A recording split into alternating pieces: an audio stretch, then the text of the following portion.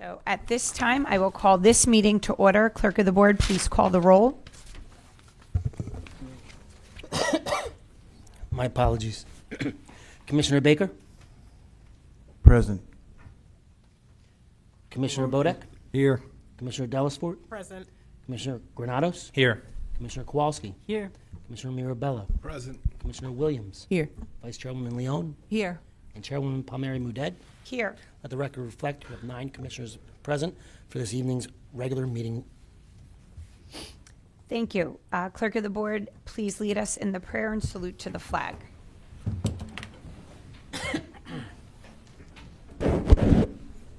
Humbly we ask God, the giver of peace and lover of charity, to give the entire family of nations true agreement with his will and to grant the light of his spirit on all who work for justice and peace. Amen. I pledge allegiance to the flag of the United States of America and to the republic for which it stands, one nation, under God, indivisible, with liberty and justice for all.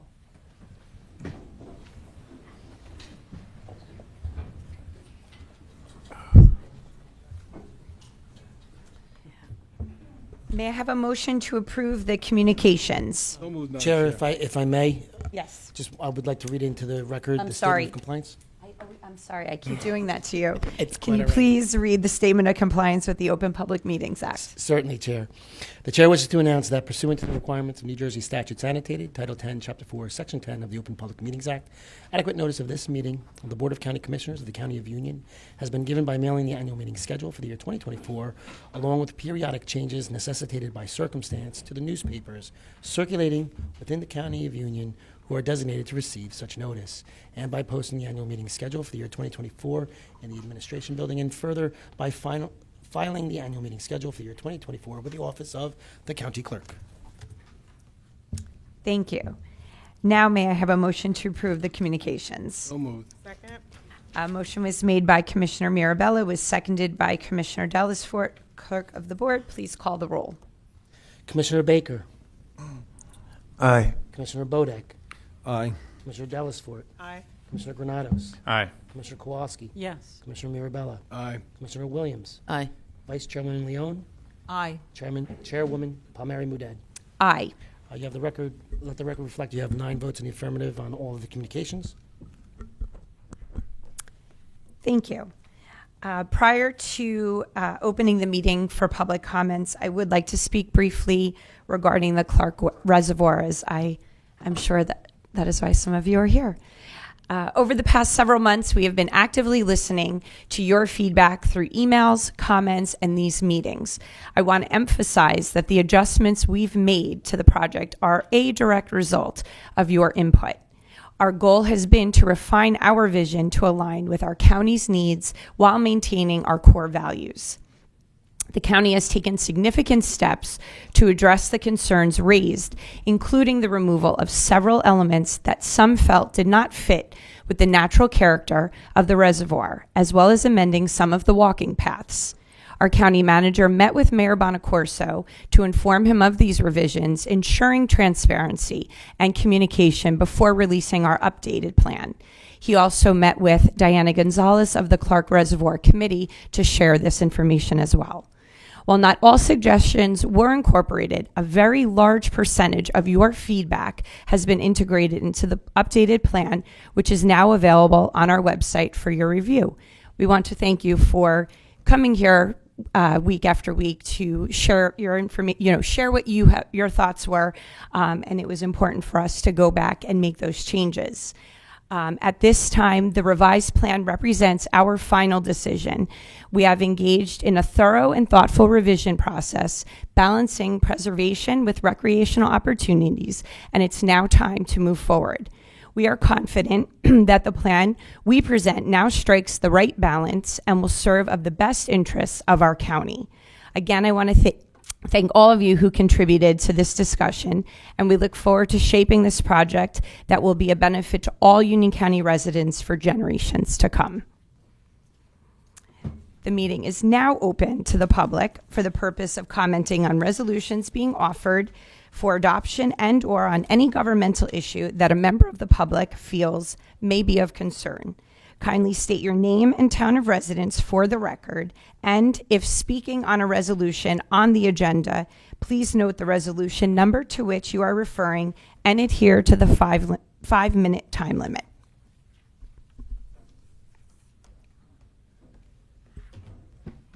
Hi, Susan Scardilli, Wendell Place in Clark. I've lived in Clark since 1964 and in my current house since 2000. Before I lived there, my best friend did, and it was always, in my opinion, the most beautiful spot in Clark. That's quickly coming to an end. Aside from the dredging, all of the project's improvements were ill-advised. So a deal was cut to make some changes. And honestly, that train and that carousel were a joke from the beginning. But you made those changes, and you're still going ahead with the boat ramp. So I think most of us are here because of that boat ramp. So here's what I have to say about that. To cut down all those trees, I will just tell you the noise from the parkway and the police firing range will be life-changing for those of us that live in that neighborhood. Life-changing noise from the parkway and the firing range.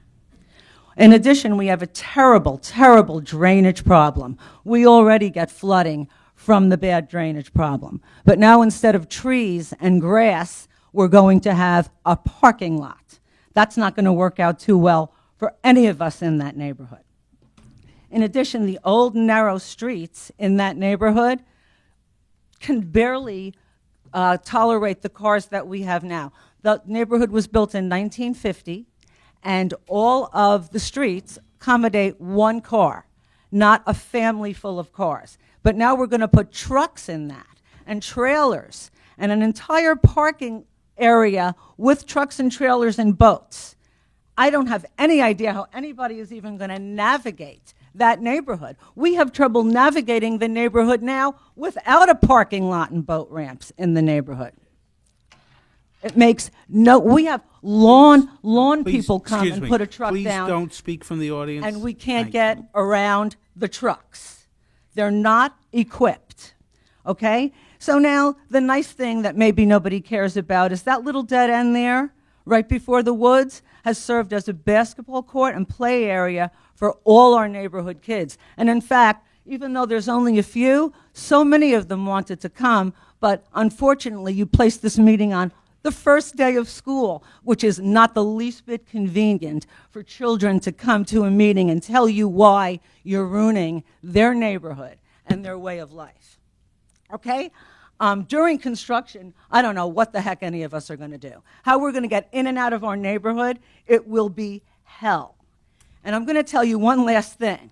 That boat dock and the parking lot will attract all kinds of unsavory activity. And you know it's true. Right now, people hang in the woods. Can you imagine that area right next to the parkway? Easy exit and entrance for anybody doing anything nefarious, from teens partying, drug transactions, and yes, sexual predators who will hang in that area because they know that's where children are. This is the most ridiculous plan, and how anybody can smile and say, well, we got rid of the carousel and the train, so we did a good job for you guys. You did a horrible job for Wendell Place, and it's a disgrace. Thank you so much.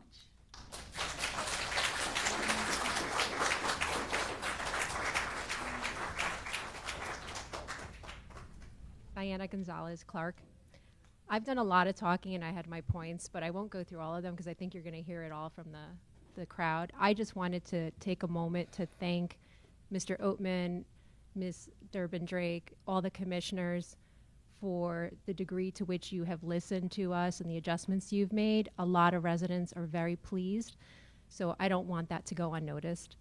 I do think that while there's probably a half a dozen concerns still, the biggest one is the boat ramp at the East Lake. And when we learned that that was going to stay there, our committee has been brainstorming. It's only been a few days since we learned about this development. So I don't know what's possible, but one thought that we had is, could the East Lake boat ramp potentially be placed at the bend of Madison Hill Road, we see that there could be some challenges there, but it doesn't impact residents in the same way. So just food for thought. And that's all I have to say for today. Thank you.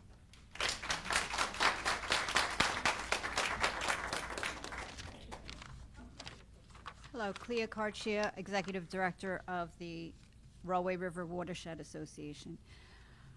The Rollway River Watershed Association staff and Board of Trustees would like to thank Union County for downsizing the scope of the Clark Reservoir project and removing the most negatively impactful aspects of the plan.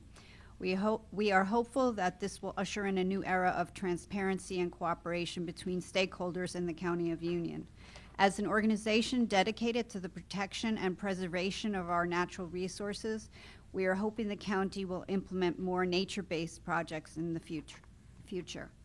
Regarding the removal of detention basins from Oak Ridge Park, we are hoping that the county will consider underground stormwater detention tanks as a possible alternative to above-ground detention basins in the Clark Reservoir Forest. These tanks installed under parking lots and other impervious surfaces are often used in cities. This option would eliminate the need to remove trees for an above-ground basin.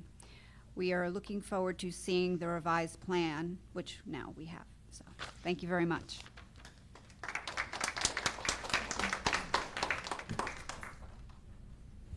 Good evening, Chair. My name is Carol Lasco, and I've lived in Elizabeth for 70 years. My family has used Warnaco Park for most of these years. I have 2 points of concern for your attention. If I may approach, I have pictures. Give it to the clerk over there, Jimmy. Distribute it. Jimmy will distribute it for you. There's 2 sets.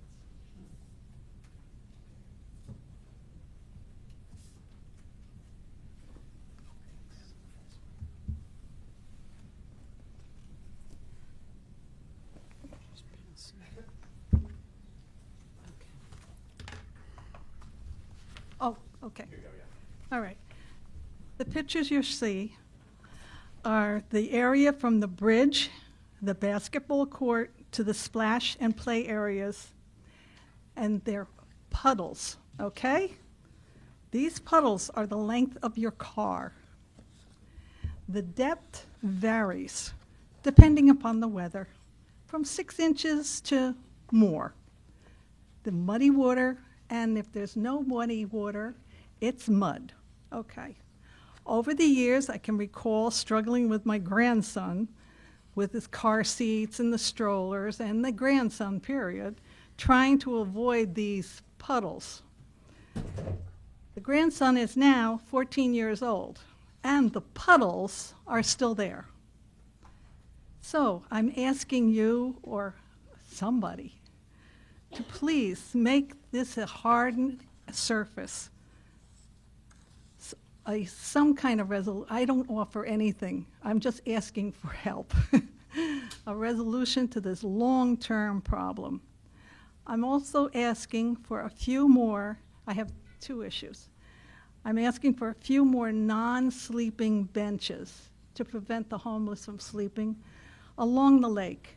A lot of older people, myself included, we wander around the lake, we walk around the lake. But we need a place to rest occasionally. And then we presume, on our little merry way. So that's for your consideration. On a positive note, I would like to thank you for the fishing pier, again, used by the 14-year-old, repairing the soccer and the track shelters this year. Thank you very much. He also plays soccer. All right, and again, thank you for listening, and I hope to see some attention to my concerns. I appreciate it. Thank you. Good evening.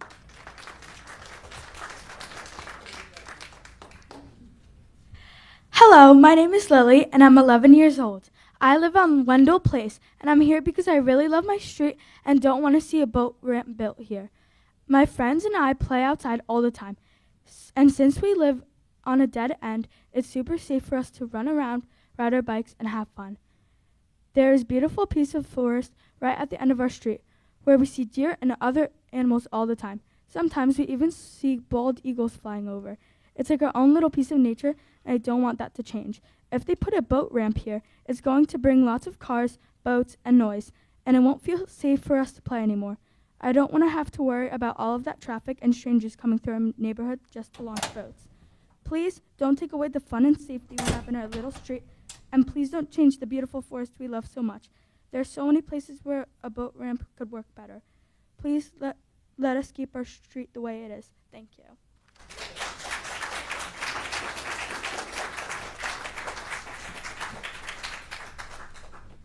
Eric Hausker of the New Jersey Sierra Club, resident of Rahway.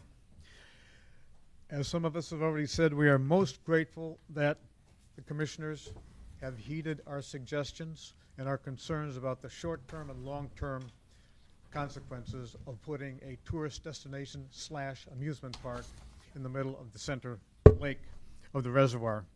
We remind you that 15 to 20 years ago, the Union County Commissioners, freeholders, handled the transition of Esposito Farm into Esposito Park. You did that flawlessly. You made a beautiful, well-attended, well-used, passive recreation area for the benefit of Union County residents. We always remember that. We are grateful that you took our perspective into account and that you decided to limit the scope of your plans to develop the recreational facilities on the wooded areas of the wildlife preserve.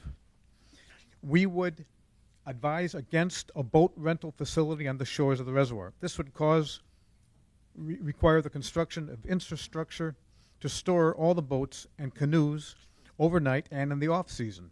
A large storage shed would mean the loss of more trees, as would the building of docks, more parking facilities, and concession stands. The wear and tear and the depreciation of the rented watercraft would mean more expenses to you. Personnel to operate the rentals and maintain the boats would have to be hired. This is a kind of protected entrepreneurship which could easily go south. It could be used for a few years, then there would be little attendance, much less boat rentals, and then the decision would be made to liquidate the operation, remove all the parts of the boat rental facility, and the damage to the forest would be permanent, however. In any event, the proliferation of large numbers of kayaks and boats on the reservoir, whether belonging to individuals or to the county, will increase the chance of accidents requiring the intervention of emergency personnel. Such personnel would have to be on standby near the water for such possible events.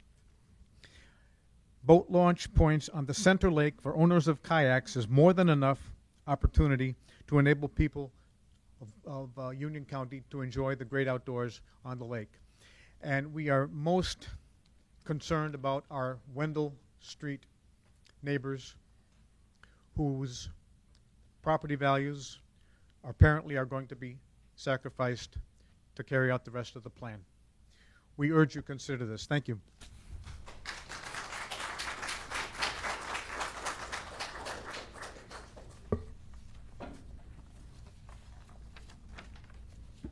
Ed Robinson, resident of Clark. On the reservoir,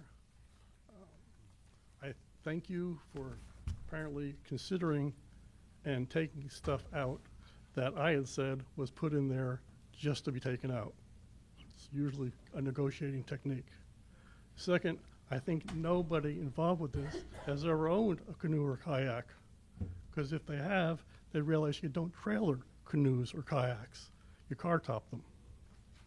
And small rowboats are either car topped or put on the back of a pickup truck. Ramps are not the way to launch a canoe or kayak. I recommend a fact-finding tour out to Spring Run Reservoir. You can go to the launch ramps. The ramp is for larger boats, all with power. Sailboats are larger. To the other side is a beach launch for canoes and kayaks. You don't get onto a canoe from a dock. You get in shallow water, ankle deep, and push off. If you get off from a dock, you tend to tip over. So I'm sure nobody has ever considered that. Number two, I did live on Francis Drive for a while.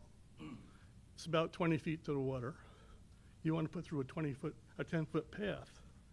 I remember one day at this time of the year, the rutting season, and a buck was there with his herd challenging. You're going to ask people to walk down that path where there's no escape. And you have a buck in a very aggressive mood. And you're going to have that all the way around. It's a danger you're creating.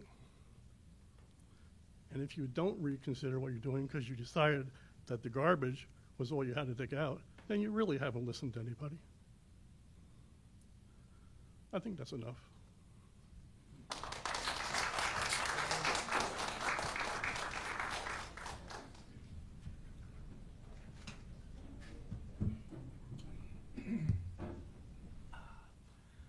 Well, hello everyone. I'm John Victor Jacobson, and I live at the end of the Clark Reservoir, right there at on Melvin Court. I'm glad to be here alive because you see, on 9/11, 2001, I was buried alive, nearly suffocated, and didn't make it home till late that night in one piece. But I live right near where the dam site is there, and the first thing I'd like to see is a new sign. That sign was put up in 1997. It's made out of half-inch plywood. It says Clark Wildlife Preserve and Habitat on it, and I think we'd like to preserve that flavor in our township, don't you? Okay. The second thing I'd like to see is a proper aeration system throughout the whole reservoir system. Not fountains, but bottom aeration like Sirius aquariums have, and it aerates and oxygenates the water and it prevents the muck from accumulating on the bottom, and you'll have a 3 to 5-fold increase in aquatic life once the dredging is complete if you aerate it. Don't you think that's a good thing to do, everyone? Okay. Another thing is the walkways that are proposed on the East Lake, the north shore of the East Lake, are so close up against the homes, the backyards of these homes of the people. They have, there's at least a dozen pools, and people are half naked in their backyards in the summer, and you have these 12-foot wide walkways on the land. So I want to take those walkways and put them in the water where they belong, or floating on the water, or in the water, or attached to the water, away from the land, away from the backyards. Put those walkways in the water. Another thing I'd like to see is I think there should be representatives from the township other than Mayor Sal Bonacorso. I love Mayor Sal. He's a great man and has done a lot of good things for our township. But I think myself and Diana Gonzalez here would be two good representatives to help guide the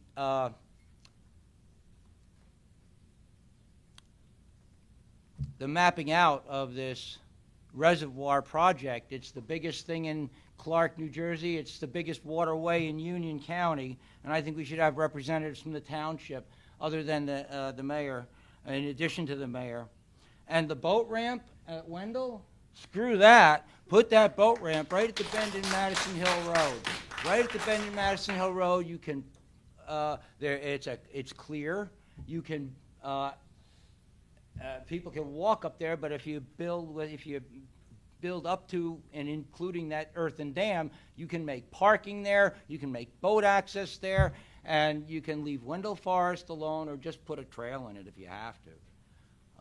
So that's pretty much all I have to say. Thank you very much for your time.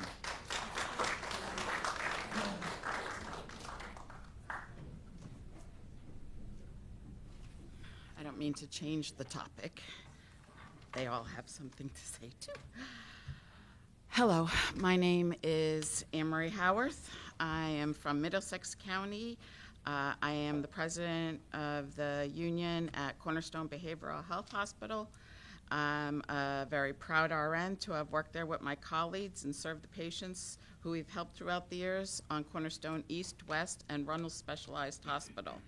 But I must express my sadness that my 13 plus years of being a faithful civil servant worker to Union County is coming to a close as of October 15th, 2024.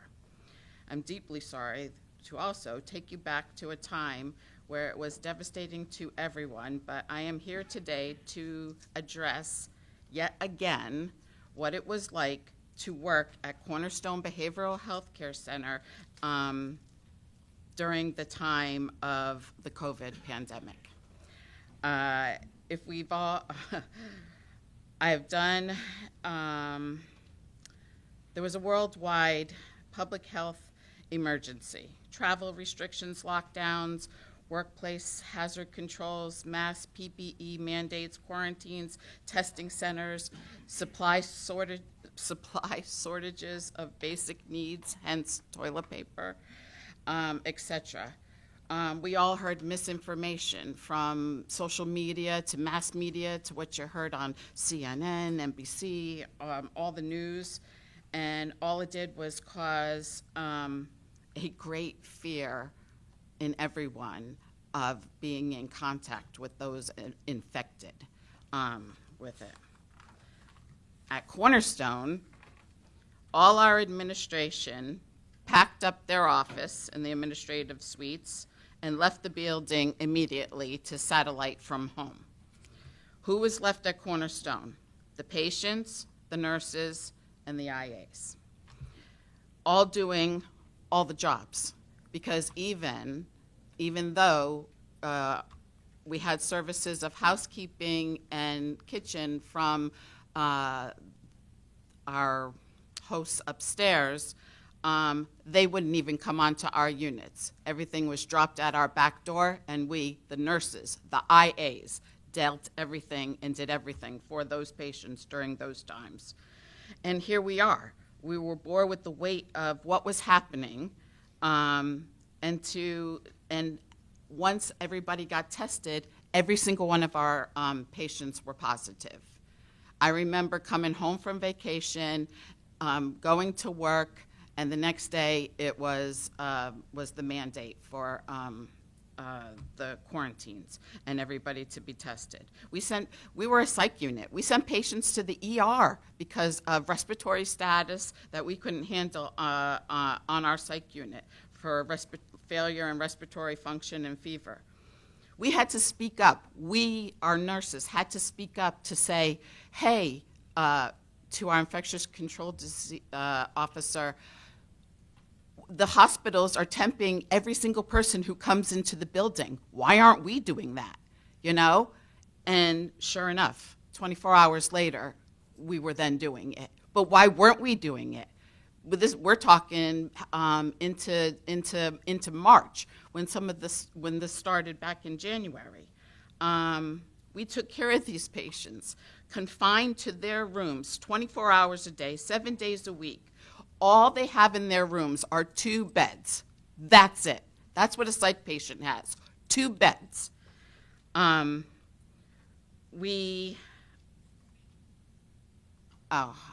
getting to the end. Okay. So we want to know, where's the COVID money? There was government money allocated for our healthcare workers, and we've seen other states, we've seen other counties. Where's our COVID money? Here we are right now. We are dealing with, you're losing your job. Are you getting your retention bonus? Are you getting your uniform allowance? Are you getting your vacation pay? You're losing all your sick pay because you've been a dedicated worker and you worked and you came in. But now what's in it for us? What's in it for us? We put out a preservation of unit work, okay? And then you canceled us. You canceled us and you didn't allow us. Now Thank tell you. us it was rejected. I'm sorry, ma'am. We have to stick to the 5 limit time. Thank you.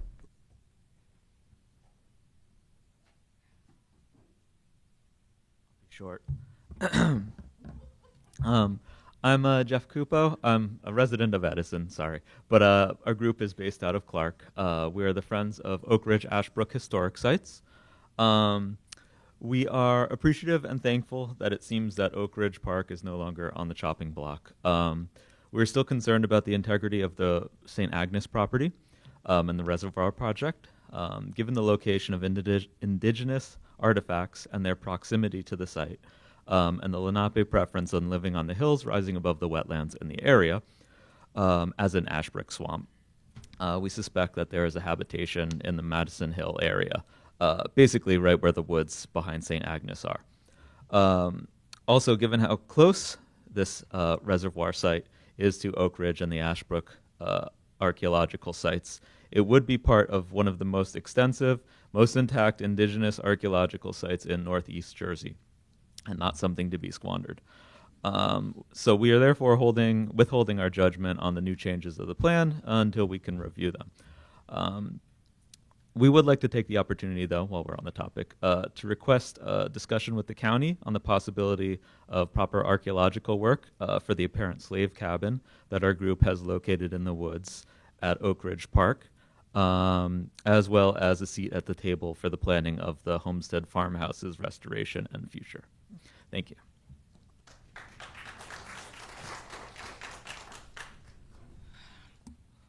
Hello, my name is Comfortian. I've been working at Cornerstone since 31 years. I love my job. I come there every day. I don't call out unnecessarily. Unfortunately, 10 years ago, the county sold the building. They sold the nursing home. So for Cornerstone, we have to move downstairs in the basement. We were told that after 10 years, they could find maybe a place for us, or something was going to happen, which we did not see anything. We know that they told us, and we are aware that they have a contract that was going to end December 14.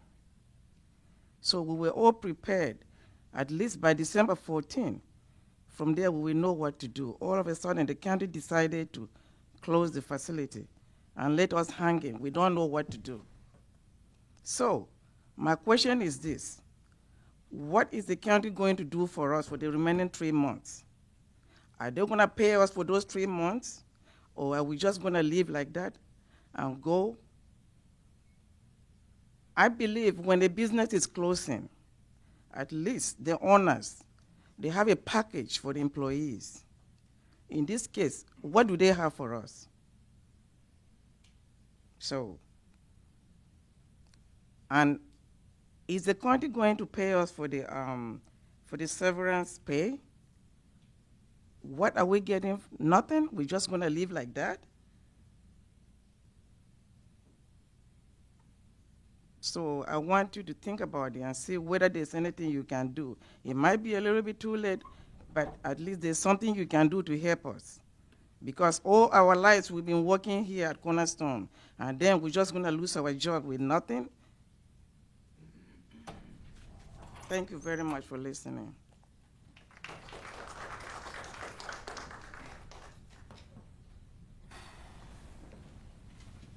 Good evening.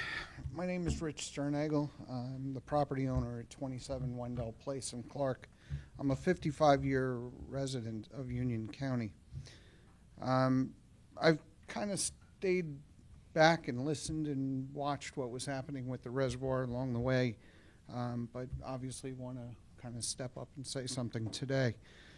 I agree with the, doing something with it, cleaning it up, making it useful, putting in some walking paths and letting people enjoy it.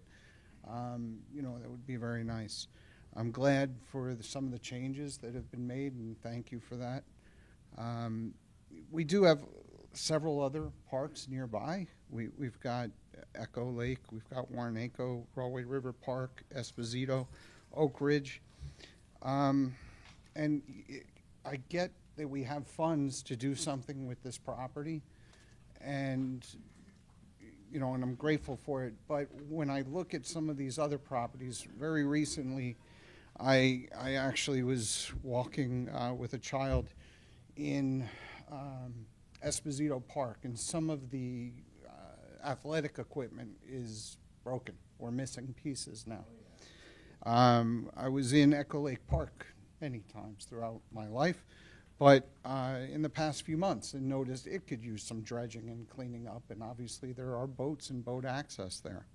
So it's just, if we've got funds to do something with, perhaps we can focus on maintaining some of what we have today, and keep in mind that anything we build here, we're going to also need to maintain, because just putting it there and letting it deteriorate isn't always the best thing, right?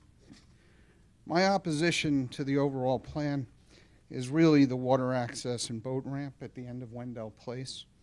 Approximately 10 years ago, I purchased the property at 27 Wendell because it was a quiet street, quiet neighborhood, no through traffic to anywhere. It's a safe area for people to walk, ride bikes, for children to play.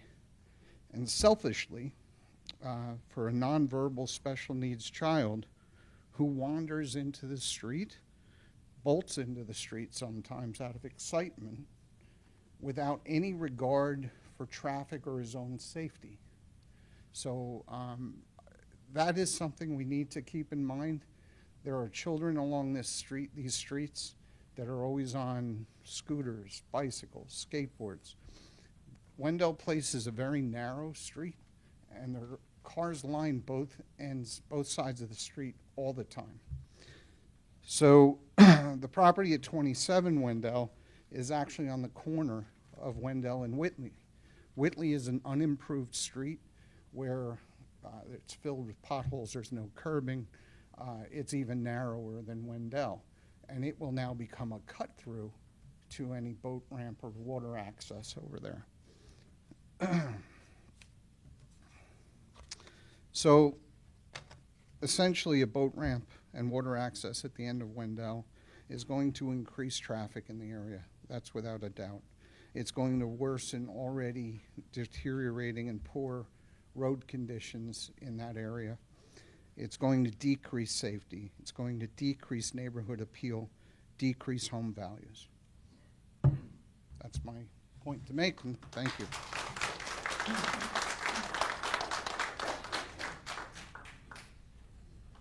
Good evening. My name is Pat Delaney, and I'm a 30-year resident on Wendell Place at 29 Wendell Place. My main objection to the boat ramp is, why do we need it in the first place? Talking about bringing kayaks, canoes, everything else, but at the same time, you're talking about having paddle boats and various other things elsewhere. I hear there's something to do with, well, they need access to that side of the lake so they can use it, but why? There's a bridge that crosses the whole area. Why can't we just have the boat ramp on one side and allow people to travel underneath? These aren't powered boats. They're not going to knock down the bridge that's there that's everybody's concerned about when it comes to the Garden State Parkway. I don't understand the reason for it. The other concern that I have is, like I said, I've been there 30 years. I've raised my kids. And they played out in the street just like everybody does right now. That is an active area. I don't know how many of you, before you made this decision, decided to come out and take a look and see what that neighborhood is like on the weekends. And yeah, why the weekends? Because that's when the boats are going to come. That's when the people with the kayaks on top of their vehicles, in the back of their pickup trucks, or yes, even trailers, okay, because you get a big enough group, they'll come down with trailers. I was in Scouts, we used to do it all the time. That's the concern. It's the safety of our kids. I now have a grandchild that I'm waiting on, that I get to see all the time. The other thing is I've been there long enough to see the neighborhood change. A lot of the old people have moved out. New life is coming into that neighborhood. And yes, they are bringing young children with them. Every single day, I cringe when I see a child bolt out of the door and try to run across the street. It happens all the time. If that's not enough, the noise. It is a real factor. I invite any one of you to come down, especially when the firing range at the police department is going off. You can hear the noise travel all the way up Wendell. If you take out the natural sound barrier that's provided by the trees, that noise is going to get worse. And yes, you can still hear the parkway noise as well. So it's just going to amplify the situation that we're already dealing with. I implore you to visit the area, check it out, and think about how you would like that if it was your backyard that's being affected. I am nowhere near the water. I am like halfway up the street to the point where when the notice went out, I wasn't to be affected by it, so I didn't have to be informed as a resident of Wendell Place that it was within that area. Anybody that lives on that road is affected. So I really do invite you, come out, check out the neighborhood, especially on the weekend. See the kids that are playing. Look at the condition of the roads that are there. In 30 years, they've never been resurfaced. Despite numerous requests, it's never happened. The drains are so bad that they're actually sinking into the pavement because they've not been maintained. So again, I implore you, come out and visit before you make the final decision. I really appreciate everything that you've done so far, but the boat ramp is a mistake. Thank you for your time.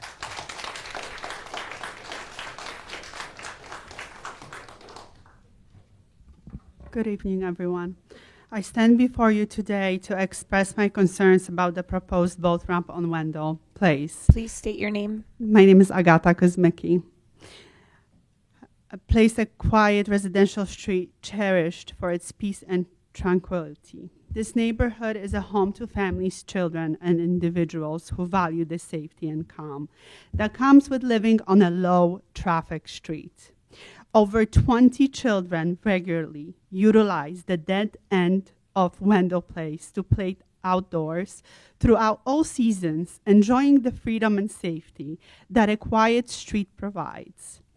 Introducing a boat ramp here would drastically change the dynamic of this small street, increasing both traffic and noise. While we recognize the need for additional boating access, we firmly believe that there are far more suitable locations that are better equipped to handle the traffic associated with a boat ramp. Placing the ramp in an area with existing infrastructure designed to accommodate increased vehicular and boating traffic would benefit both boaters and residents. We ask the decision makers to consider other options, ensuring that Wendell Place remains a peaceful, safe haven for families and children, and that boating enthusiasts can access a facility in a location that is safer and more practical for all parties involved. Let's protect our children's childhoods and keep our community strong. Thank you.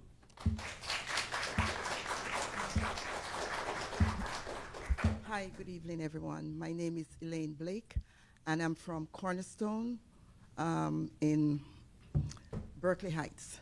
Now, I want to echo exactly what both sides are trying to say. What, for us Cornerstone employees, it might be too late for us, but for the people who are still in it, I just wanted to say to you lawmakers, when you decide to make laws or change something, like the gentleman just said, you need to go out into the area and see what it is. For us in Cornerstone, we do not know anyone here because we have not seen them at Cornerstone. First, it was Ronald Specialized Hospital. We have not seen you guys. So therefore, to make decisions for us, I don't know how you did it, but you were not there to see exactly what happened. So like for us, like I said, it may be late, but for others, when decisions are made, somebody should be present so that the decision is not just with you guys, but it's with the people who are involved. Thank you.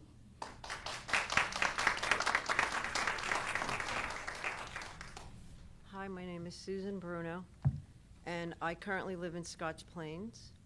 And my parents built their house in 1950 on Wendell Place, and they lived there till 2019. And I'm here because I'm really passionate about this situation that's going on. I could cry, I'm sorry. Okay, so I have pictures. Nobody can see what's going on. This is Wendell Place.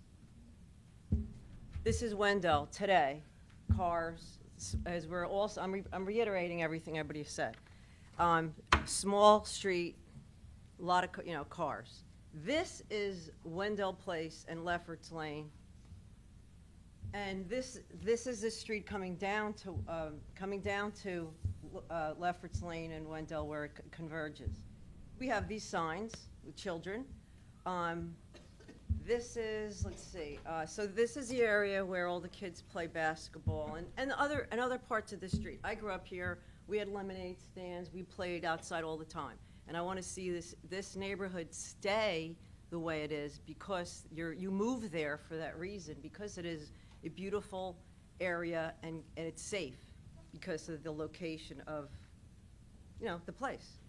And this is the, let's see, wait a minute, I got one here, sorry. This is the opening where this is the wooded area, which we call our little forest area. And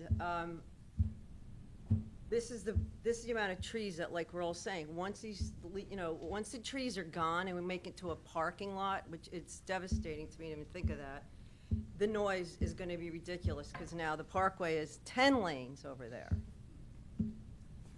And this is the inside of the woods, because I don't know if anybody have ever even been there. Again, this is the walkway. I used to walk this way through to go to high school every day, and my brothers and sisters did, and lots of other people here did as well. So this is a beautiful, beautiful wooded place, which I'd hate to see become a parking lot and other things that it's going to be. This is the area where you would walk down towards, where I believe the boat dock, ramp, whatever is going to be there. And this is where, I think it would be, and here's the bridge. So it's very, you guys can see. So a couple things I had to say was, and I should have worn green tonight. I'm gonna, again, so everybody knows, we know it's a low traffic street now. We hate to see it change. And I hate to see any of these kids get hurt that are now playing on it. It just breaks my heart. Let's see, and it is a quality of life issue. Everybody's saying that about the safety. And I have this question. Would you want to live there if this changed? Would you want to be on that street? I don't think so. Because it's going to turn into a thoroughfare. It's going to be constantly traveled all the time, and it's where the kids are. And it's just I think some of the things sound like really cute and nice, but to that area, I don't like it. And some argue that the property values are not going to go down, but I think that they will, because I can foresee in the future that it's not going to be a place that people are going to look to live on if it's busy and it's changed and it's not what it is now. So I talked about the woods, and I am concerned about the trees being cleared out and all the animal life in there, and the noise. So, thank you very much.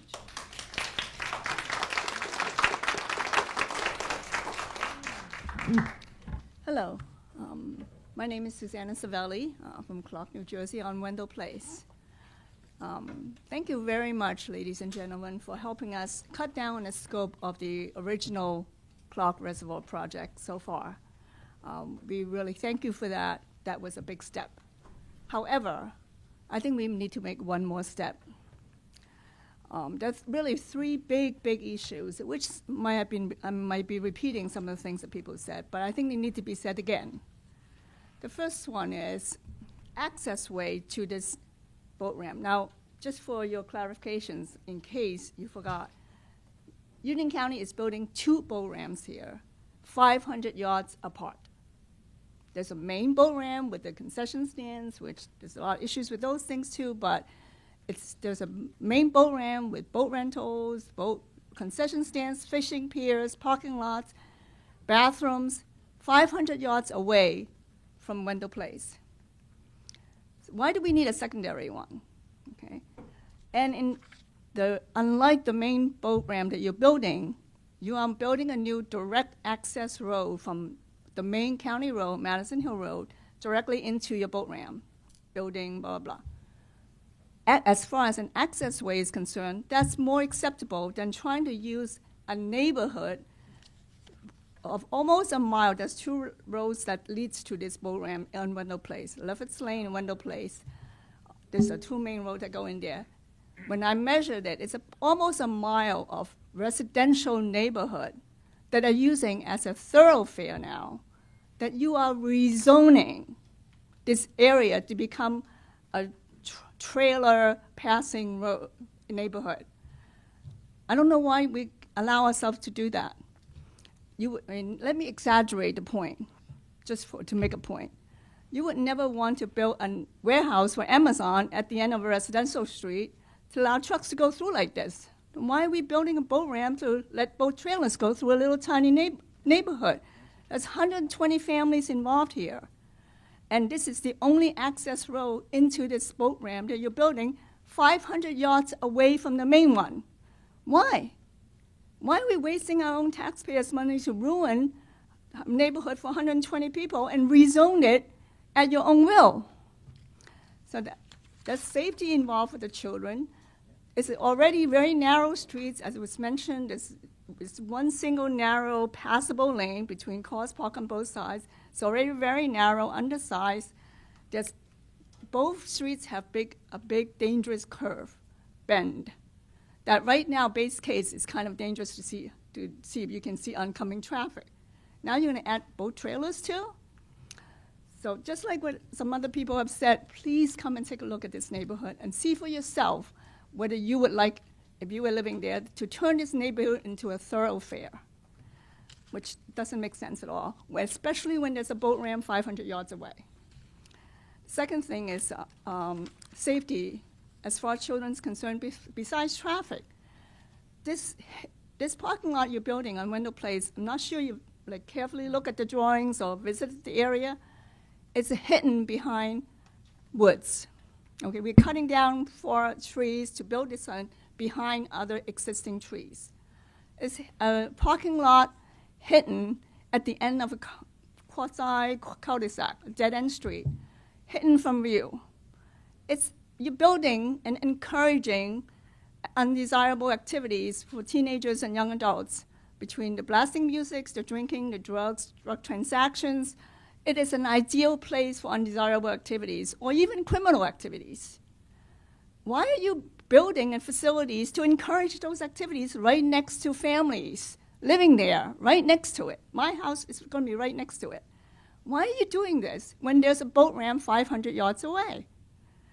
So safety, and I'm sure there's not going to be police standing there the whole time, watching this hidden parking lot. Nobody would build a hidden parking lot like this.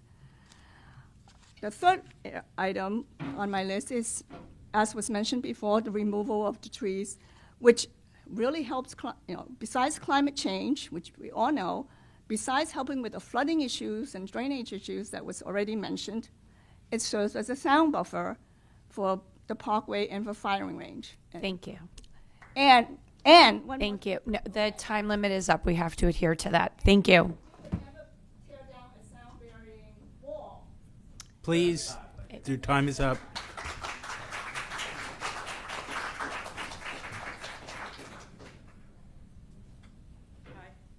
My name is Janet Gates. I live in Clark.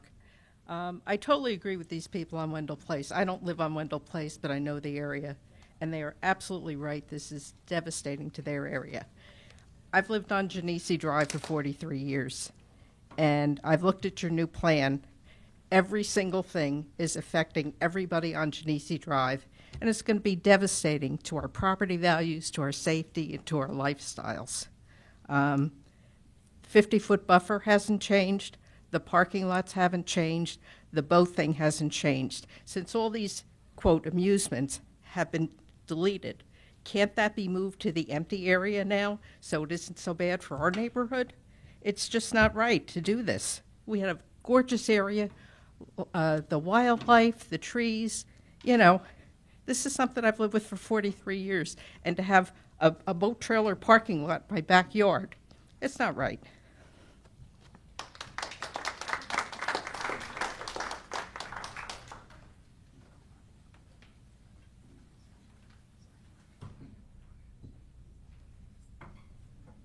Hello, Claire LeBruno from Clark. I don't live like directly on the reservoir. My neighborhood isn't perhaps directly affected. But I do want to touch on some point that the Wendell neighbors are making. And I will say that my street is probably at a lower elevation than they are. And I hear their concerns particularly piques my extra concern about flooding. And I would just like to express a continued concern, particularly in Wendell, where I don't understand why, and what the tree removal will do to the water level. Okay, even if you put permeable surface down, we're removing trees, they have roots, the water flows down. And what effect that will have, because there's different types of flooding, right? Surface flooding.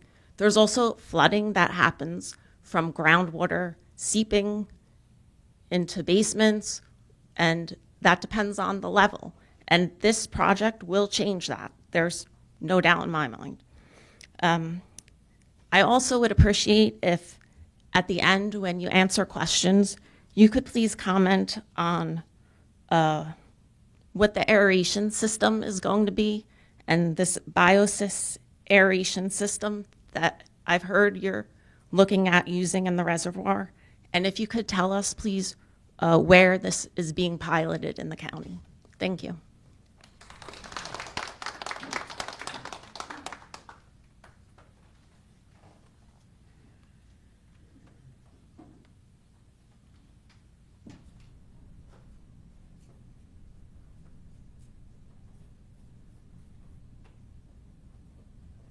Hello, I'm Tony from Wendell Place in Clark. We got a couple ideas. I don't know if they have or haven't been mentioned. I don't agree with boat trailers at all. No boat trailers. You don't have to have extended parking lots that for boat trailers. You don't have to have paved parking lots with lines. All you have to do is have wood chips at the same as the trails and let everybody park next to each other and find the next available spot. So no boat trailers at all, and no parking lots with that are paved with lines. That means there's no noise. Such as Island Beach State Park is an example. Hundreds of people go in and out of there. They all come in, they offload their kayaks, canoes, whatever. They go out on the water and they park in another area on wood chips. Dawn to dusk, there's no lighting needed. You come in the morning, you leave at night. We don't have the fear of vandalization at night or any kind of dangers to our having people that don't live in the area or accessing any of the residents by water. Hackleborn State Park is one of those parks in Chester that has the dawn to dusk curfew, and that works very well for them. They also have the trails that have all wood chips.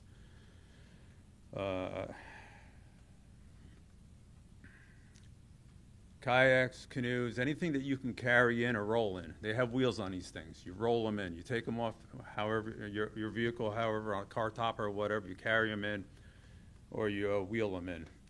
I'm a big canoeist and kayaker. I get around a lot to a lot of parks. Island Beach State Park down the shore is another one of those parks that you carry in, and all human power, paddles and pedals. No electric motors that just to try to prevent a collision, races on the water, or any of that kind of stuff. It's just scenic. It's quiet. There's nothing to it.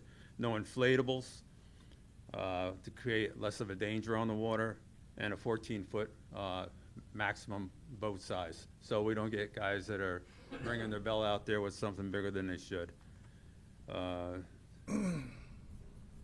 Boat access should be just open area with wood chips. That's all you need to launch any of these boats. You don't need any kind of paved ramp or blacktop or any of that. Just carry it in and put it right down. In Island Beach State Park, they do it off the sand.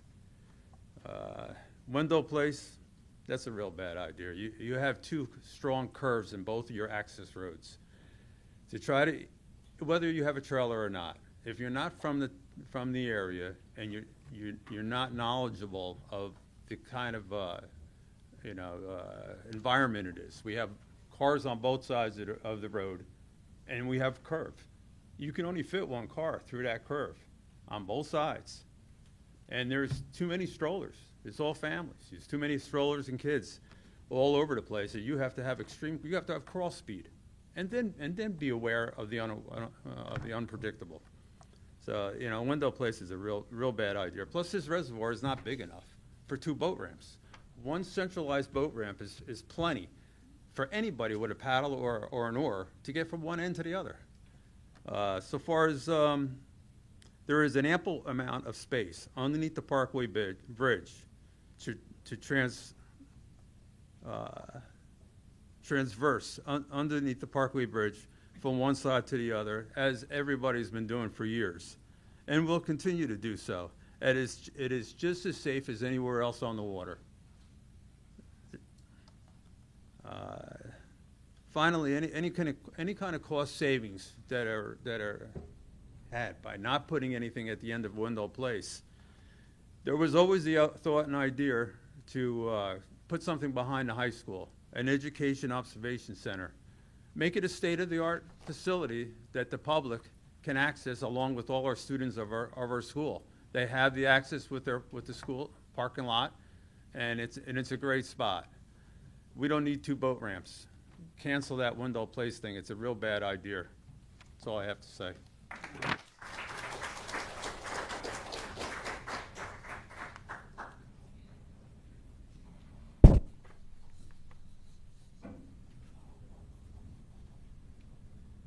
Hi, Nancy Twaskis, Clark, New Jersey. And before the people leave with from the Cornerstone, maybe they'd like to know some of the COVID money is being spent on this park, on this Wendell Place boat ramp that none of the neighbors want. So that's where some of the COVID money is going to. Thank you to the U.S. government giving the county $35 million or so for COVID relief that's being used for a park that nobody really wants. So there you go. But anyway, I digress. I really appreciate taking out all the amusement facilities that were proposed, and I don't need to repeat them all. That was totally a bad idea. And there are a couple things, though, that I still think need to be looked at. I'm not going to beat the dead horse, the Wendell Park boat ramp, obviously. The retention basin, with all of this stuff going away, I'm really not sure what this retention basin is needed for. Why don't we get rid of everything that we're putting there so we don't need a retention basin? In 2024, that's the best we could do, is take down more trees to dig a big hole to store rainwater in. And next to a reservoir, I don't know how many gallons of water in that reservoir, but after the dredging, won't there be more room for water in the reservoir? Instead of taking out the park area there, take out that little finger that supposedly nobody could touch that grew within 10 years. You're going to take down trees that have been there maybe 100 years and leave a little finger in the reservoir because DEP says you can't touch that little finger because it has roots. I mean, that's a totally bizarre excuse. I mean, I would really take a look at that if I was on the project with you. And the last thing is, I don't really know what's going on, if there's anything going on at the north side of the East Lake. But if you go there at night, It's a beautiful view of the reservoir and a perfect place for walkways along the water. The people live pretty high up. Ivy Street is one of the streets there, Lakeside Boulevard. They're pretty high up on the ground.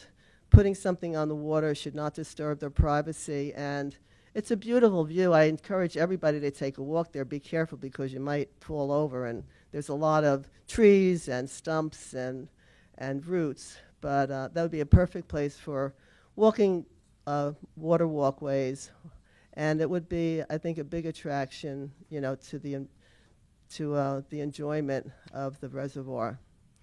And I know there's new plans out, and I just hope in the new plans there's no kind of commercial business going on over with boat rentals and people that have to work there to take money. I mean, keep it passive. Like the man said, take your kayak over there on your back and walk down a trail and throw it in. That's what real kayakers want to do. They don't want all of this hoopla. They go to places in the woods where nobody even is probably allowed to launch a kayak and throw it in the water. I mean, that's the kind of people that want to enjoy that area, you know, with boating and not make it a big commercial thing of boating. You know, we have that over in Warnaco Park, I guess, and what else do we need? So, but thank you for the first steps, and I hope that comment about our final plan is not really a comment on the final plan. I think that would be a really cruel thing to do to the people of Clark, to say that's our final plan. Nobody lives in Clark that's sitting up on the up ahead of me, and I think to just throw it out there, that's our final plan, a done deal, go home, is really cruel. Thank you for listening.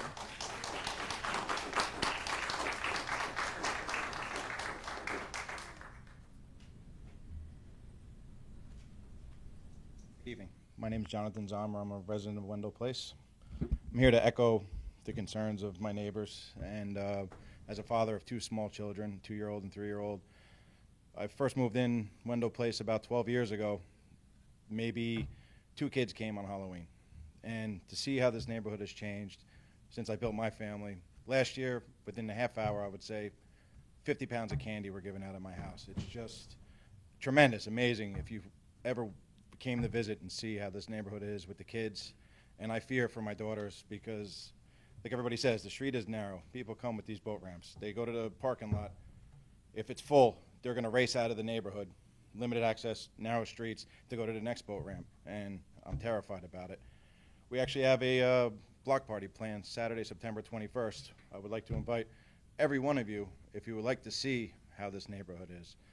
You know, see the children, see how lively and beautiful and picturesque this neighborhood is, and just how impactful and horrible of a plan it would be to wreck the end of the dead-end street, which is not designed for this use. Thank you.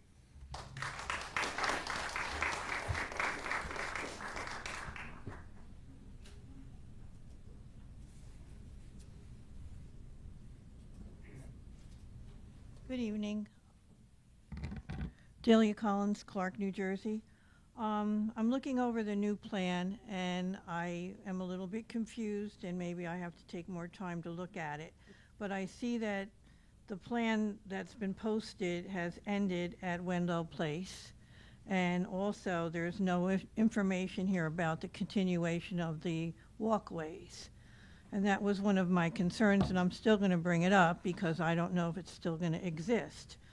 On Featherbed Lane, from Raritan Road to the Featherbed Lane Bridge, there's allegedly supposed to become a traffic pedestrian light at the end of the bridge going across to the other side of the beginning of Featherbed Lane. Then further down on Featherbed Lane, when you go across the bridge to the other side of Featherbed Lane, there's supposed to be another pedestrian hawk light. On Raritan Road itself, from the Clark Fire Department to Madison Hill Road, there will be 3 different traffic signals. One is an emergency light for the fire department. One would be your pedestrian controlled light, and then the traffic light at Madison Hill Road. Tuesday, when I was on that road, I was probably a good 2-3 blocks stuck on Raritan Road, and you should come out and take a look at Featherbed Lane when you come down past the Deutscher Club, and it curves to the left, and that's where you want to have the pedestrian hawk light. That curve is very dangerous. People come from Victoria Drive to the right, people come from Featherbed Lane to the left, and it's hard to see. If this is something that you're going to put up, I hope that nobody gets injured. Same with the light at Raritan Road and Featherbed Lane. If people are going to be coming down on the shore of the reservoir, they're going to have to cross there. There is no walkway on Featherbed Lane that I can see. I'm sorry, there is no space near the reservoir that people can walk along the reservoir. And there, on the plans that you have, I see no walkway against the reservoir. The only walkway there is on Featherbed Lane, which is a township road. And if people want to walk on the sidewalk, they would have to cross Featherbed Lane to get onto the sidewalk, and then again cross at the bridge. So you have a constant back and forth to both sides of Featherbed Lane. Thank you.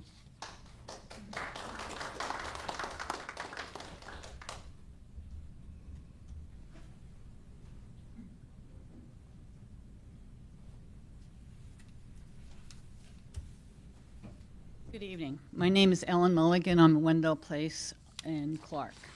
I want to thank you for listening to the residents of Clark. Now I'm asking you to please listen to the residents of Wendell Place regarding the dock at the end of Wendell. For all the reasons everybody stated, I'm not going to repeat them, our neighborhood cannot sustain the additional traffic and for the safety of our children. And again, the noise from the parkway, 10 lanes in the parkway and the firing range. Do you have a budget for maintaining all these parks, and will it raise our taxes? That's one of my questions that have not been answered. On another note, getting away from the reservoir property, I'm a registered beekeeper with the state of New Jersey, and according to NJAC 730-911, which states that pesticides applicators must notify registered beekeepers at least 24 hours prior to a pesticide application that is within 3 miles of the treatment area. Now, Middlesex County calls me when they do any kind of spraying Inman Avenue, New Dover Road. Union County has yet to call me. On 7/25, we noticed that they sprayed our street. I was not notified. And additionally, Wendell Place was not on the list, but Lefford's Lane was, Terhune and Whitley Terrace were. So the next day I called mosquito control. The gentleman was apologetic. He took my name, address, and phone number and promised I would be notified in the future. I have not been notified. They have sprayed 7 times since my phone call to them, and also today they're spraying in Clark this evening. And I was not notified. This is against DEP regulations, and it's unacceptable. Thank you.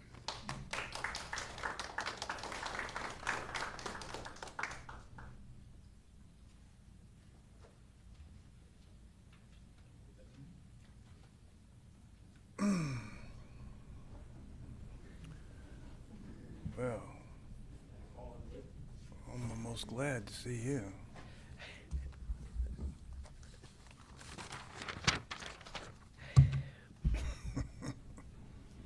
Good evening, ladies and gentlemen of the Commissioner Board and various Golden Nuggets. This is Bruce Patterson, Garwood, New Jersey.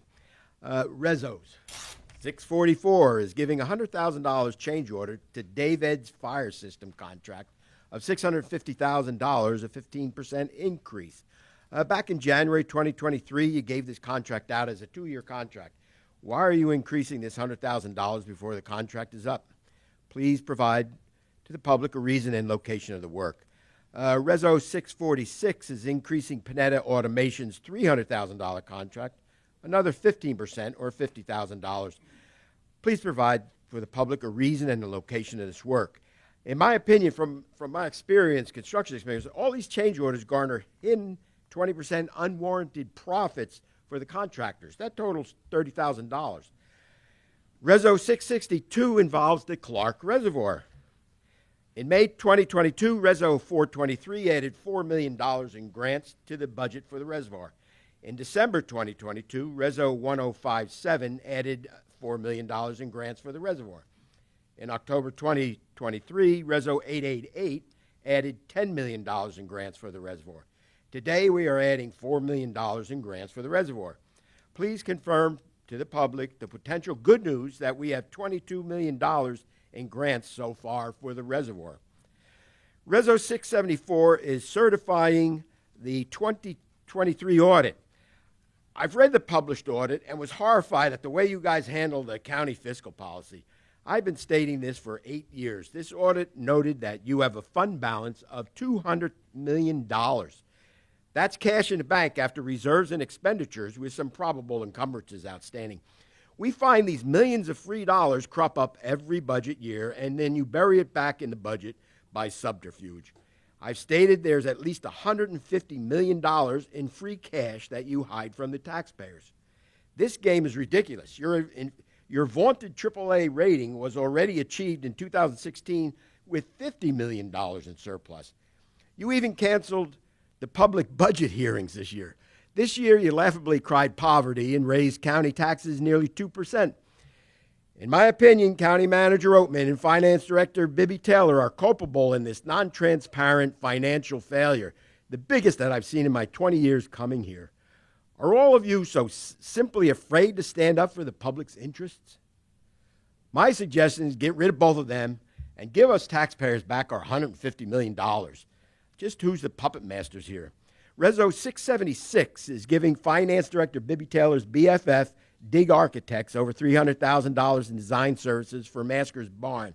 I heard Vicki talking about it, but in my opinion, from hearing the issues, $300,000 is way over bloated for this type of bid. Was this ever bid out?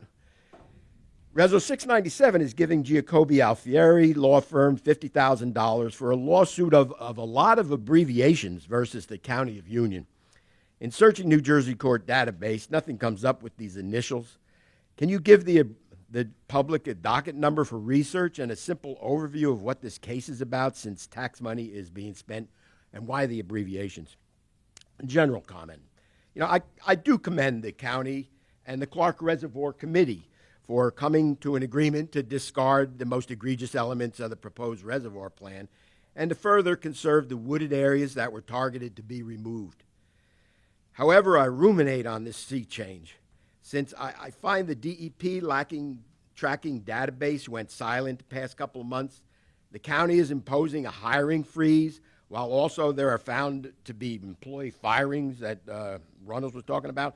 Other items of interest was, why were two commissioner meetings suddenly canceled and or rescheduled? Still, the gorilla in the room is the state comptroller threat of stopping any state funding into the county, which the public has no idea how this situation is going. Is this all related somehow? But bottom line, this revamping of the Clark Reservoir proposal is considered a good thing for the public and the environment. Thank you for your efforts, and thank you to the Clark Reservoir also. Lastly, if I have time, what was the negotiation in executive session about with the IA? Only because you fired everybody there and you took full control directly. So, I mean, you know, I don't understand what you were negotiating. If you could elaborate on that. Thank you. We'll call him up. Mr. Patterson, if you read the agenda, it was the Utilities Authority. That would be the UA. It's on the agenda. Sorry. Seeing no one else, I will formally close this portion of the meeting. I'd like to call Rich Mateus to the microphone to address Resolution 644 and 646. Thank you, Chair. Both of those change orders are for additional work that's necessary from both of those contractors for the Union County Courthouse Complex here in Elizabeth. Thank you. And County Council Bergen, can you comment on the question regarding Resolution 697? Yes, thank you, Chair. I don't have the docket number with me, but the reason there are initials is because that is how the pleading itself, the complaint, is captioned. Based on a state law, I'm not sure exactly when passed in the last year or two, people who allege they were abused as minors were given an opportunity to file a lawsuit many years later. That is what this is. Some of these claims go back close to 60 years. And so the plaintiffs are listed by their initials, and the county is hiring counsel who's familiar with this area of law to defend this case. Thank you.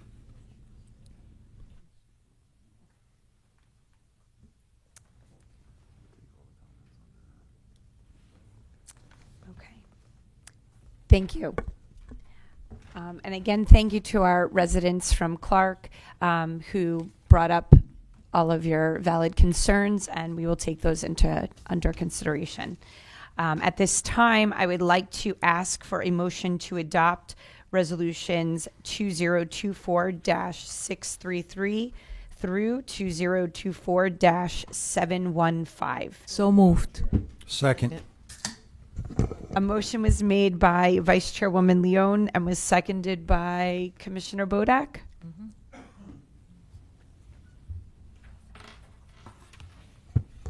Clerk of the Board, please call the roll. Commissioner Baker. Aye. Commissioner Bodak. Aye. Commissioner Dellisfort. Aye. Commissioner Granados. Aye. Commissioner Kowalski. Yes. Commissioner Mirabella. Aye. Commissioner Williams. Aye. Vice Chairwoman Leone. Aye. And Chairwoman Palmieri Muedad. I'm going to abstain from 2022-658. I'm sorry, 2024-658, and aye to the rest. Chair, let the record reflect you have 9 votes in the affirmative on all resolutions with the exception of Resolution 2024-658. 8 votes in the affirmative with 1 abstention. Okay, thank you. At this time, we are going to go into our commissioner reports and comments. Before we do so, I just wanted to highlight and express the board's gratitude to Lisa Bullock, who has worked for the board for the past 6 years, I believe 6 years. She's been with the county for a long time. She's worked directly under the board for the last 6 years, and she is going to be moving into a different role. And although we will miss you dearly, we truly value and appreciate all that you have done for all of us over the last several years. You are a wonderful, wonderful person on the inside and out. We really value your friendship and your work ethic, and we are so excited for you to be moving into this different phase, and we know that you will not be far. So we're looking forward to continued relationships with you, but want to wish you the very, very best.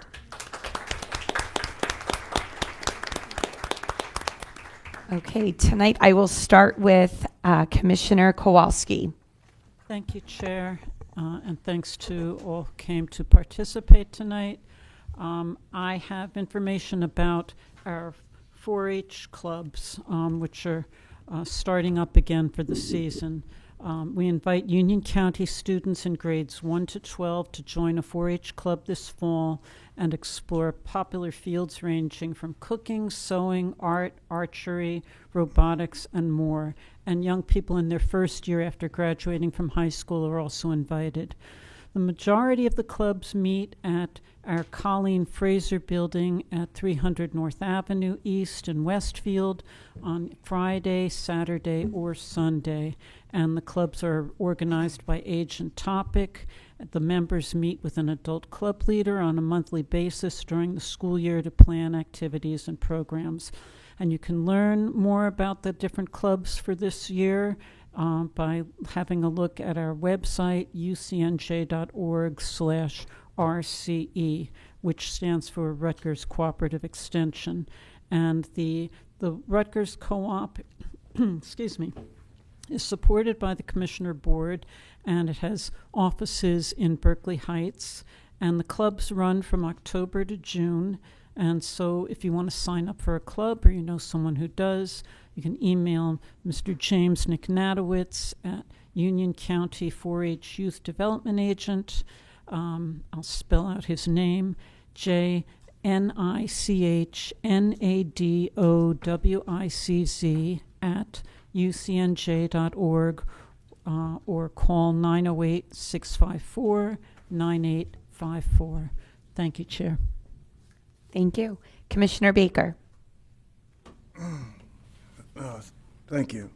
The Union County Clerk, Joanne Rajapi, is hosting a notary public training seminar on Friday, September the 20th at 8:45 a.m. to 11:30 a.m. at the John H. Stamler Police Academy at 1776 Raritan Road, Scotch Plains. The Union County First Deputy County Counsel, Mashad, I know I'm not going to pronounce this correctly. Mutal, Esquire. Muftal, yes, right, Muftal, will be the featured speaker. Space is limited to the first 50 registrants with a $10 registration fee required by September the 9th. The fee includes a light breakfast.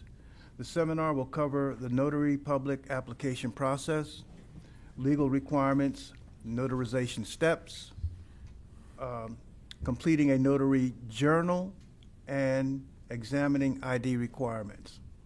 To register, download the form from the county clerk's website at ucnj.org/county-clerk. And for more information, contact Anna Lima at 908-527-4787. Thank you. Thank you. Commissioner Williams. Thank you, Madam Chair. In recognition of National Suicide Prevention Month, we have collaborated with Caring Contact to offer residents a free, informative webinar this September titled HEAR, H-E-A-R, to help active listening for emotional support. This webinar is free and will discuss the significance of active and effective listening, the impact of empathy, and numerous other strategies to provide meaningful support to a loved one experiencing emotional distress.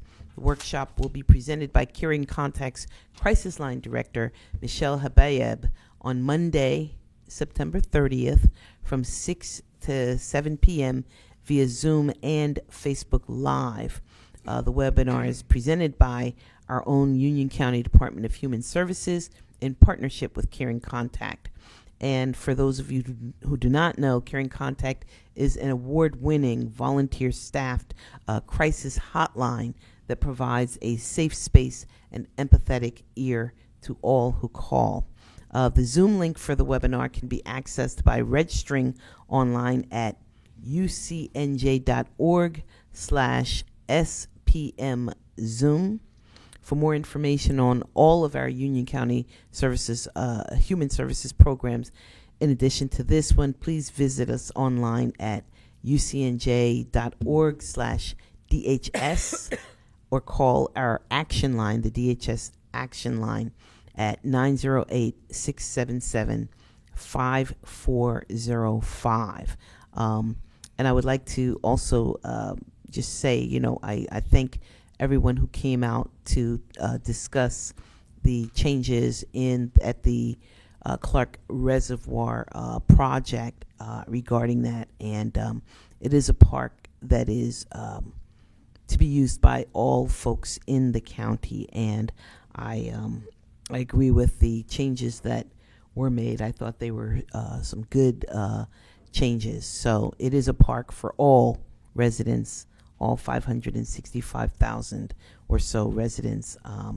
And I think those changes will make it an enjoyable place for everyone.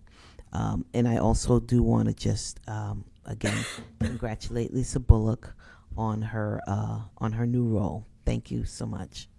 Thank you, Madam Chair. Thank you. Commissioner Granados. Thank you, Chair. I'm excited to announce the Union County Means Business Expo on Thursday, September 12th from 5 to 7:30 p.m. at Warren Ankle Park Sports Center in Roselle. The expo is free to attend. To register for this event, please visit ucng.org/UCMB. Union County Means Business is an economic development initiative of the Union County Board of County Commissioners, proudly supported by county partners across the County of Union. For more information about the Union County Means Business Expo, visit ucnj.org/UCMB or contact Jeff Brooks, Coordinator for Business Development at 908-659-7412 or jeffrey.brooks@ucnj.org. And I think echoing what's been said before, Lisa, you've been a tremendous asset to each one of us, not only as someone working amongst our staff, but as a friend to all of us. So we thank you for your leadership, your friendship, and look towards your great success you're going to have in your new role. Thank you. Thank you, Chair. Commissioner Bodak. Regarding the Clark Reservoir project, I just want to say I believe our Union County team has worked hard to balance progress with preservation, carefully considering every detail. The thoughtful revisions we've made, whether it's reducing the number of trees removed, enhancing water quality, or introducing low-impact recreational options, ensure that this area will serve the needs of both the residents and visitors alike. I want to thank County Manager Oatman for leading these efforts.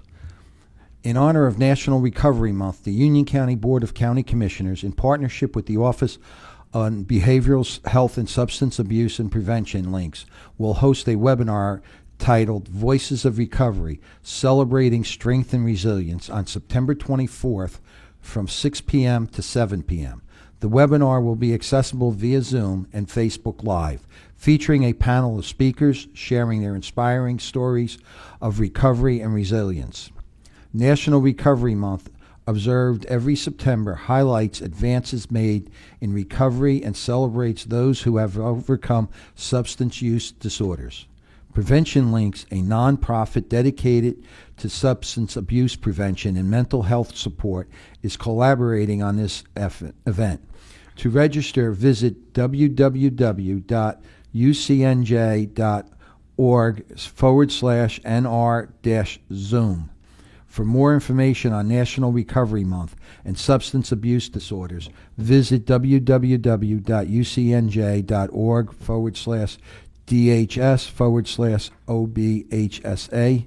For details on Union County Human Services Program, visit https://ucnj.org/DHS or call DHS Action Headline at 908-677-5405. I want to also congratulate Lisa and thank her for all she's done to make my transition to this position as Commissioner easier. Congratulations, Lisa. That concludes my report, Madam Chair. Thank you. Commissioner Dallas Fort. Thank you, Madam Chair. Regarding the Clark Reservoir project, I'm happy to hear that we've established some consensus on the matter. Our revised plan prioritizes water quality improvements, more specifically as it relates to dredging the reservoir to combat sedimentation. It's a critical step in preserving the reservoir's health and ensuring that it remains a valuable resource for this county. These efforts are essential for maintaining the long-term sustainability of the reservoir, and it ensures that it continues to serve as a vibrant and a clean and accessible space for both wildlife and everyone in the county.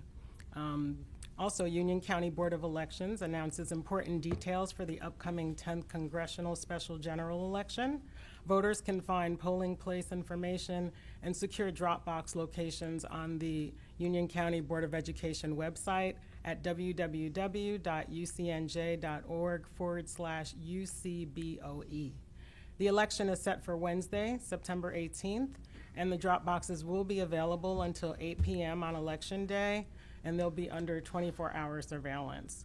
Early voting is also available from September 8th to September 16th at 5 locations across Union County, with voting hours being Monday through Saturday from 10 a.m. to 8 p.m. and Sunday from 10 a.m. to 6 p.m. For details on early voting sites and other election information, please visit UCBOE website, or you can call 908-527-4123. And finally, I'd also like to congratulate Lisa. It's been an absolute pleasure working with her for the past 8.5 months. You have been extremely proactive and responsive to all of my needs during the transition, and extremely helpful, and I truly appreciate you. It's made my transition seamless, and I wish you the very best in all of your next role. And that concludes my report. Thank you. Commissioner Mirabella. Thank you, Madam Chair. First, I want to take a minute to thank those residents that stayed to the end of the meeting to hear the comments from the commissioners, and several have already mentioned the Clark Reservoir project. And some of you mentioned flooding and the impact in the area, and I just want to address that a little bit, how we've tried to incorporate some safeguards into this plan. There was a significant effort really to address the flood concerns by enhancing the reservoir's flood storage capacity. As part of this, we're incorporating a basin that was mentioned before that will collect runoff water, clean it, and safely return it to the lake. This feature not only helps manage stormwater, but also improves water quality, which is crucial for the health of the reservoir and its surrounding ecosystem. The basin will be protected by a fence for the safety of anybody on the walking paths. These are vital environmental improvements that will not only reduce the risk of flooding in our county, but also ensure that the reservoir remains a thriving, sustainable resource for years to come. And I said, and many of us said, that we were listening over the last, 3 months this has been kind of happening. And you can see that we were listening, and we did make some adaptations to the plan. And we knew that everyone's not going to love every part of it, and thus some of the comments tonight, the significant part that people mentioned there. I will tell you that I do plan to go look at the area and visit the area and walk that back trail just to kind of see it for myself. But I do congratulate the county manager for listening to this board, to the residents, to adapt that plan that seems workable for the most part for most of the people. I know not everyone's going to be delighted with every aspect of it. Moving on, I'm happy to announce that Union County's 2024 Fall Festival will be held on Saturday, September 14th, from 4 p.m. to 10 p.m. at Oak Ridge Park, 136 Oak Ridge Park in Clark. Admission is free. The event features live music, food and refreshments, and for the first time, a micro beer garden with local breweries in Union County. Attendees must be 21 for that portion of it, and show ID, obviously, to purchase alcohol. Musical acts include the Fabulous Thunderbirds, the Wait Band, which revives the spirit of the band with original music, and a band that I think the county manager and I are particularly delighted about is Dead on Live, which will be playing hits from the Jerry Garcia Band in the mid-'70s, and I'm excited for that. I've seen that band, and they're terrific, and I hope people will come out and watch that show. It's going to be fun. We'll also collect diapers and baby supplies for local nonprofits. For more information on the diaper drive, please visit ucnj.org/women. This event is presented by the Commissioners and the Department of Parks and Recreation. For more details, please visit ucnj.org/parks. Email parksinfo@ucnj.org or call 908-527-4900. I want to welcome all those students returning to grammar school, middle school, high school, college, as the semesters are beginning, primarily this week and last week.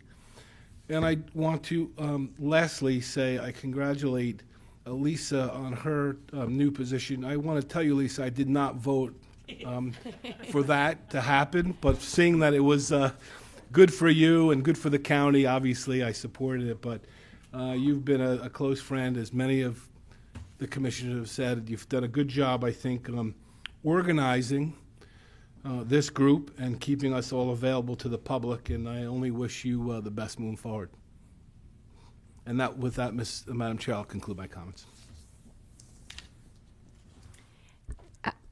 County Council Bergen. Thank you, Chair. I just want to add my voice to congratulating Lisa on her new position. I'm sure we'll do just as well there as the great job you've done for the board for all these years. Congratulations. Thank you, Chair. Thank you. County Manager Oatman. Vice Chairwoman Leone. Thank you. First and foremost, Lisa, I'm going to miss you dearly. I know you're not going to be far away. I wish you all the best, and thank you for all you've done. Your work ethics are phenomenal, and you're dearly loved by all of us. I truly love you. I'm going to miss you, but best of luck. On another note, this month starts the celebration of Hispanic Heritage Month from September 15th through October 15th. As a Hispanic leader in public service, I'm honored to celebrate the hardworking individuals who make up approximately 1/3 of Union County. And there's a series of events that we are programmed to do aimed at showcasing and exploring the diversity of Hispanic culture. They will include live music, movie nights, arts, and much more. The event kicks off with the annual Union County Hispanic Heritage Flag Raising on September 16th at the Union County Courthouse at 4:45 p.m. Following, the full schedule of events includes Friday, September 27th, Family Movie Night, The Book of Life at Kawami Park in Union. Wednesday, October 2nd at 4:30, Family Movie Night, playing Dora and the Lost City of Gold at Washington Elementary School in Plainfield. On Saturday, October 5th, we're going to have our annual Family Fun Day, which will move inside the sports centers if it rains. There will be free live music, arts and crafts, food trucks at Warrenanko Park outside of the Warrenanko Sports Center. On October 10th, from 11:30 to 2:30 p.m., Hispanic Leadership event would feature Ana D. Martinez, the director of the New Jersey Division of Women at Union College of Union County in Cranford. Saturday, October 12th, from 3 p.m., we will have Mexico Beyond Mariachi trekking at UC PAC in Rahway, and tickets can be purchased at ucpac.org. And finally, all month long, we will be featuring Hispanic art exhibits right outside of this room in our Commissioner's Gallery, and the residents can view it Monday through Friday from 9 a.m. to 5 p.m. For more information, please visit our website at ucnj.org/HHM, and hope to see you all there. Thank you. That's all. Thank you.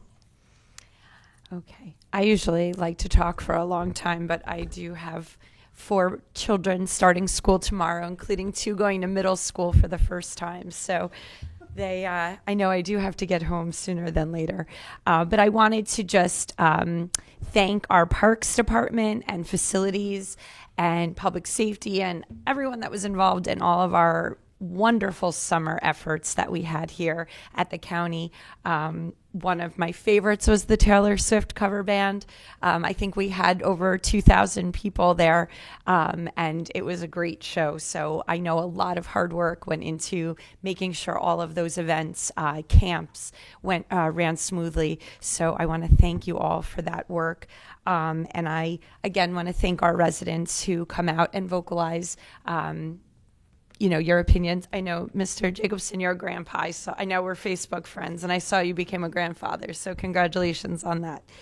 But I want to wish all of our students a really great return to school. Thank our teachers. We had a fabulous teacher that came in earlier. He was recognized by the state, and we were super excited to recognize him here. The hard work that goes into our schools, day in and day out. Our students, I wish them all the best. And again, Lisa, we wish you the very best. And I keep thinking about that first Memorial Day parade in Westfield when you and I walked way, way too far. But at this time, we do have to go into an executive session. So I am going to have County Council please make your statement relative to tonight's executive session. Thank you, Chair. Pursuant to provisions of the Open Public Meetings Act, a public body may enter into executive session for the purpose of discussing certain enumerated subjects. This board now wishes to enter executive session for the purpose of discussing attorney-client privileged communication concerning the matter entitled Brennan versus Union County et al., and attorney-client privileged communication concerning the matter entitled Figueroa versus Union County et al. The minutes of the executive session shall be separated from the minutes of the open public session. The minutes of the executive session, redacted as appropriate and necessary, shall be available in approximately 30 days. The clerk of the board shall retain the original minutes until such time as confidential limitations have been removed, at which time they shall be made available. Upon the affirmative vote of a majority of the members present, the board may retire to executive session. Upon the board's return, it may or may not take formal action on the matters discussed. Thank you, Chair. Thank you. May I have a motion to enter into executive session? So moved. A motion was made by Commissioner Bodak and was seconded by Commissioner Dellisfort. Clerk of the board, please call the roll. Commissioner Baker? Aye. Commissioner Bodak? Aye. Commissioner Dellisfort? Aye. Commissioner Granados? Aye. Commissioner Kowalski? Yes. Commissioner Mirabella? Commissioner Williams? Aye. Vice Chairwoman Leone? Aye. And Chairwoman Palmieri Muedad. Let the record show we have 9 votes in the affirmative to enter executive session. Okay, may I have a motion to return from executive session? Second. Okay. It was moved by Commissioner Mirabella and seconded by Commissioner Bodak. Clerk of the board, can you please call the roll? Commissioner Baker? Aye. Commissioner Bodak? Aye. Commissioner Dellisfort? Aye. Commissioner Granados? Aye. Commissioner Kowalski? Yes. Commissioner Mirabella? Commissioner Williams? Aye.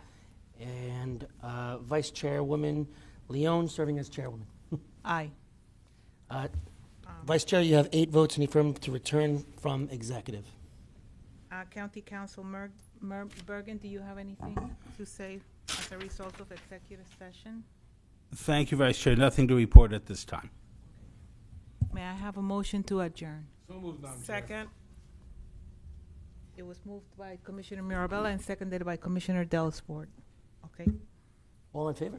Aye. Aye. Aye. Roll call. Thank you. You don't need a roll call. All in favor is good. All in favor, good. Aye. All in favor? Meeting's adjourned. Meeting's adjourned. Boom.